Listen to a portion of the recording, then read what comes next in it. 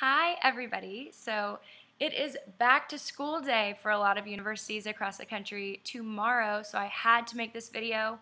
Granted, this applies for everyone, whether or not you are in college. I'm just making it since sexual assault is really prevalent on college campuses. I want to make sure that this information is out there. So again, whether or not you are in college, this information can be really useful for you.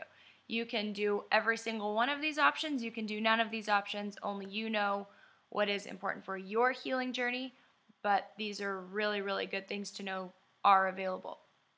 After you are raped or sexually assaulted, the very, very first thing you want to do is make sure that you are not showering, you are not brushing your teeth, don't wipe anything off, don't wash off, don't anything.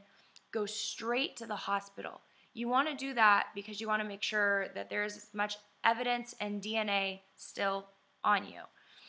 So you go to the hospital, you tell them you believe you've been sexually assaulted or raped, and their typical protocol is they're going to do a SANE exam, a SANE sexual assault nurse examination. Sexual assault nurse examiner is the nurse that'll be doing this.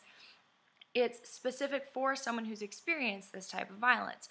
So it's not the most comfortable thing, but one benefit that you have is you can say no to any part of it. If there's something that is not relevant to what you've experienced, you don't have to do that part. Totally your call. Also, going to the hospital does not mean that you have to report. It's not what that means. If you do want to report, the hospital can typically call the police station for you to help get that process started. But you're going to the hospital to have DNA evidence collected and to make sure that you're getting treated, make sure you didn't contract anything, and if there are any injuries, for them to treat that as well. 2, 24-hour crisis lines. Phenomenal. Anonymous. You can call these people, and they have been trained to help somebody who's experienced this type of violence. So they can sit there and just listen to you, or they can provide you resources that are specific to your area. If you're in Pennsylvania, they can give you resources for maybe free therapy in your area, or for an advocate who can go to the hospital with you, or go with you to file a police report if that's what you want to do. But they're really awesome. And then along with free 24-hour crisis line, there's also free online chat where you can also chat with an advocate if you just are not comfortable talking on the phone with somebody quite yet. That is okay. This is your journey, just there to help. Those people are just there to help. 3 is going to be if you want to file a police report. So this part can be really intimidating, can be scary. They ask a lot of questions, and you might not even remember some of the answers. You might not know. But it can be a really, really good option. They will ideally want to have you do that pretty soon after the sexual assault or rape.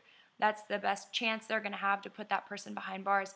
But at the same time, don't let anyone force you into reporting. Your choice has already been taken. Since you have experienced this type of violence, you get to pick how you want to heal. If you are not ready to report right away, that's okay. You do what you need to do first. If you want to go to a counselor first, that's okay. You have to do what's right for you. Other people are not the ones who are experiencing this. You are. You need to do what's good for you. Number 4 is going to be to tell someone that you trust. So whether it's a friend on a college campus, a friend at school with you, sorority sister, teammate, whatever, or maybe it's a cousin, brother, friend, whatever, you want to make sure that you have somebody that you can call and rely on, somebody that you can tell what has happened, so that when you are going through a hard time, if there's a night that you're having nightmares or something and you want somebody to call and be that support person, whether it's a 24-hour crisis line or somebody that you trust, you want to make sure that there's somebody that you can reach out to. Point of this is rape is an extremely painful thing emotionally, and it's extremely difficult mentally, but you're going to experience pain either way.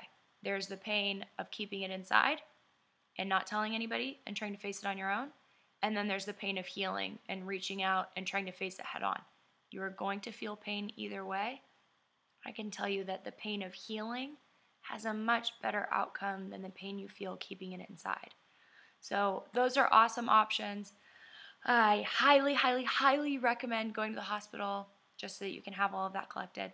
And that's like my number 1, gotta go to a hospital. But again, these are totally your call, your journey. I pray that you never ever have to use these, but if you do, I hope you find this helpful. Thanks for watching!